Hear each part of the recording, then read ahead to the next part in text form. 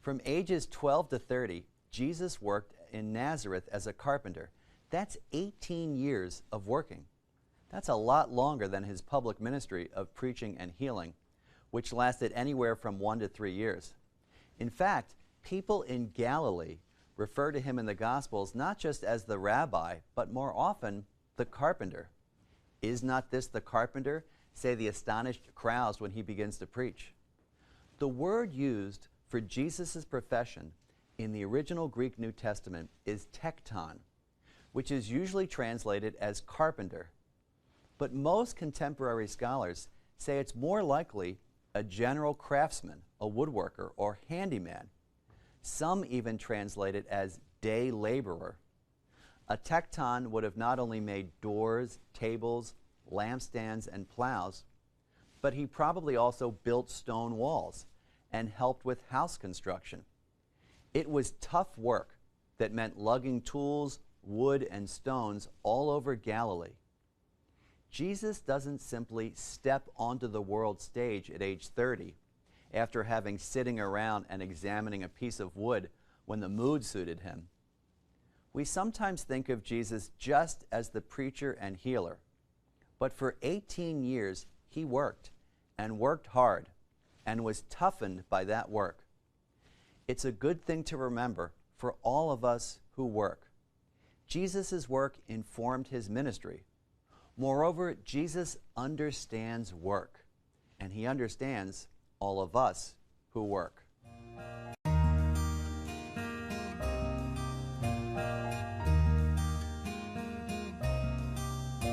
Jesus needed time for prayer. The Gospels frequently speak of Jesus' need to withdraw from the crowds and even from his disciples. Today, by the Sea of Galilee, where Jesus carried out much of his ministry, you can see how close the little towns were, and therefore how natural it would have been for the enthusiastic crowds to press in on him, as the Gospels describe. Everyone from the area wanted to be near him, to seek out healing, and to hear his word. But like anyone, Jesus needed some time alone. There's even a cave on the shoreline of the Sea of Galilee, not far from Capernaum, his base of operations in Galilee, where he may have prayed. It's called the Eremos cave, from the word in Greek for desolate or solitary, and from which we get the word hermit. Even though Jesus was the Son of God, he needed time alone in prayer. All of us need time alone in prayer. All of us need to pray. If Jesus, who was pretty busy, could make time for one-on-one time with the Father, then so can we. It's an invitation to all of us to spend some intimate time in prayer with God.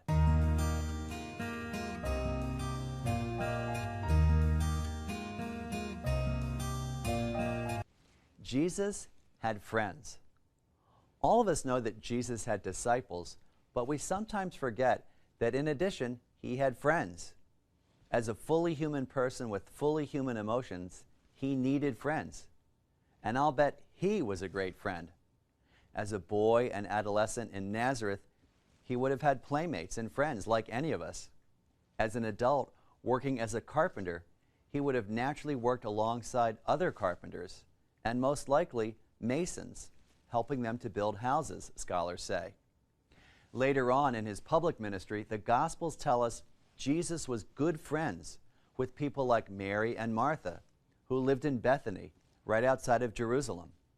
The Gospels say explicitly, Jesus loved Mary and Martha. And when their brother Lazarus is ill, and the sisters send word to Jesus, they don't say, Lazarus, our brother, is sick, or Lazarus of Bethany is sick. Instead, they say, he whom you love is sick. He whom you love. Jesus must have been very close to Mary and Martha and Lazarus. He had intimate friendships with people. He was not just the Messiah, not just the Son of God, but a good friend. And that's a good thing to remember when we're praying to Jesus as our friend.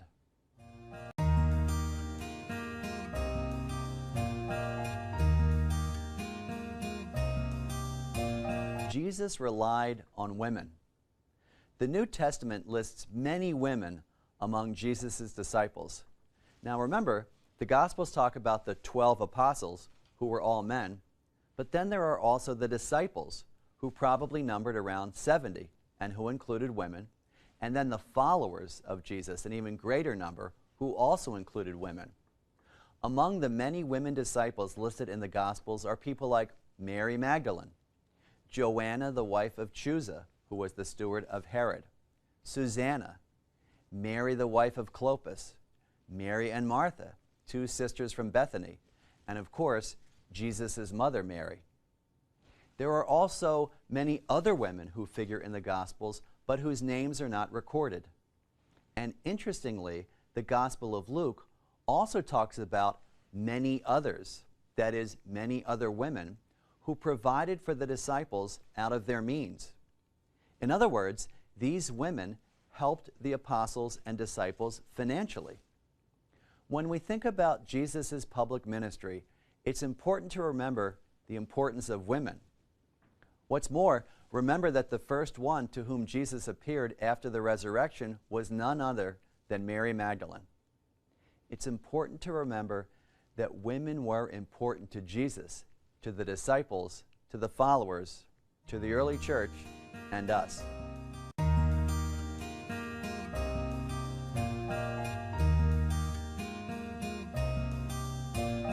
Jesus may not have known everything. Now here's a tough theological question. If Jesus is fully divine, which he is, wouldn't he know all things? Indeed, on several occasions, Jesus predicts his death and resurrection. And after all, he says, "The Father and I are one." So that implies knowledge of everything. On the other hand, if Jesus is fully human, which he is, he had a human consciousness, and so he needed to be taught something before he could know it.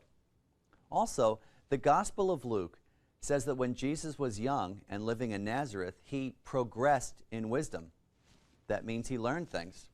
Otherwise, how would he progress?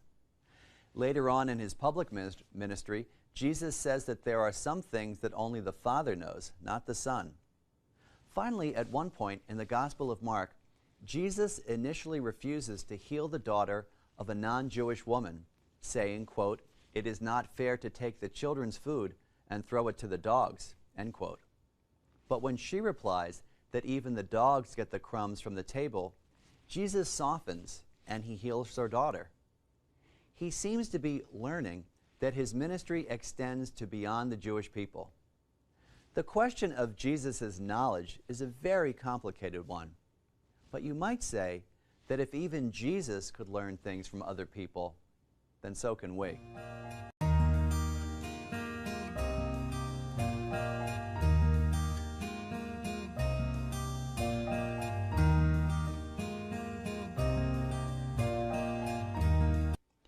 Jesus had a body. Now, I know that may seem obvious, but we sometimes forget that Jesus had a real, physical, human body, just like ours, which was subject to the same kinds of things that our own bodies are. For example, when Jesus was a baby, he needed to be nursed and held and burped and even changed. Growing up, he would have undergone all the physical changes of puberty. As an adult, he would have had all the normal aches and pains that go along with the adult body. Interestingly, the lifespan for a person in Galilee in Jesus' time was somewhere in the 30s to 40s. So in his day, Jesus might have been considered old. And in an era of bad medicine, he probably had more aches and pains than we do. So he got stomach aches, he got headaches, he got the flu. He maybe even sprained an ankle or two. We know for a fact that Jesus got tired. The Gospels tell us about him falling asleep in a boat. So Jesus, the fully human and fully divine one who reigns in heaven, is not only compassionate but sympathetic to us because he knows what we go through in our lives and with our bodies because he had one and has one.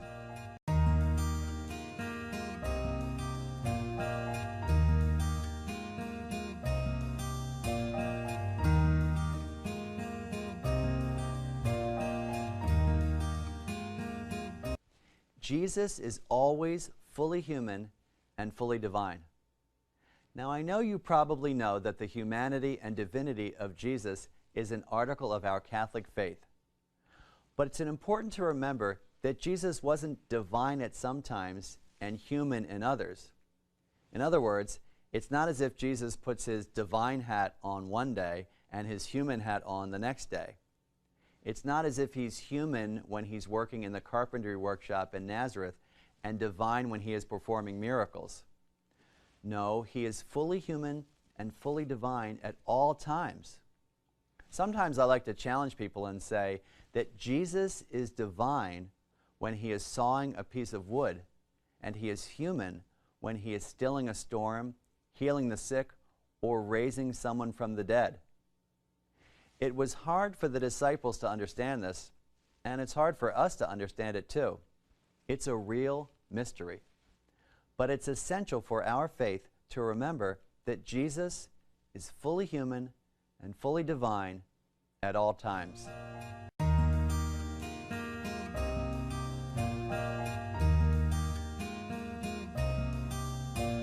Jesus didn't want to die. Near the end of Jesus' life, as he approaches his passion and death and prays in the Garden of Gethsemane, Jesus says, "Remove this cup." It's a very blunt prayer addressed to the Father, whom he affectionately calls Abba. At this point, Jesus doesn't want to die. Unlike the way some Christians portray Jesus as courting death and even desiring it, like any human being, the idea of death is terrifying to him. He says, quote, "My soul is sorrowful even unto death," end quote. What does that mean? Well, it means I'm so sad that it feels like I'm going to die.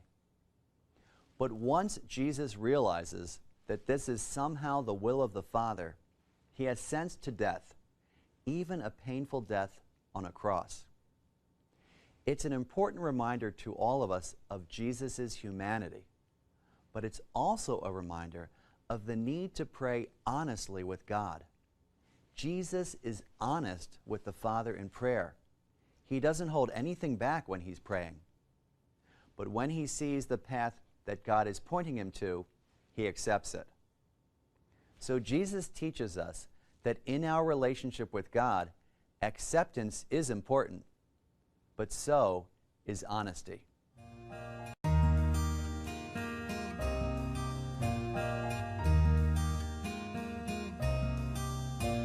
Jesus literally rose from the dead.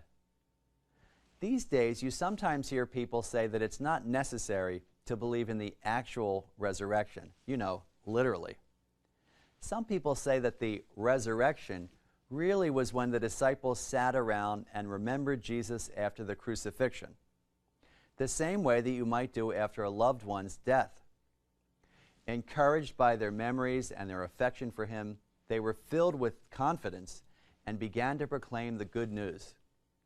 In other words, in this way of looking at things, the resurrection was a kind of shared memory that helped him to live again. But that just doesn't explain how the disciples moved from being so terrified that they were hidden behind closed doors to ready to give their lives for Jesus.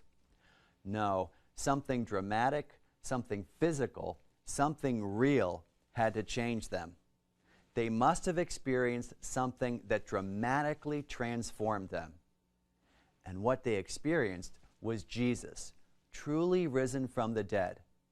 The Jesus of Nazareth, whom they had known, was raised up again. Now, after the resurrection, in some passages, Jesus seems ghostly. In others, he seems physical. It was hard for the disciples and the writers of the Gospels to explain exactly what his glorified body looked like. But it was there, and it was real. The risen Christ changed the disciples' lives, and he changes ours. I'm Father Jim Martin, author of Jesus a Pilgrimage. God bless you.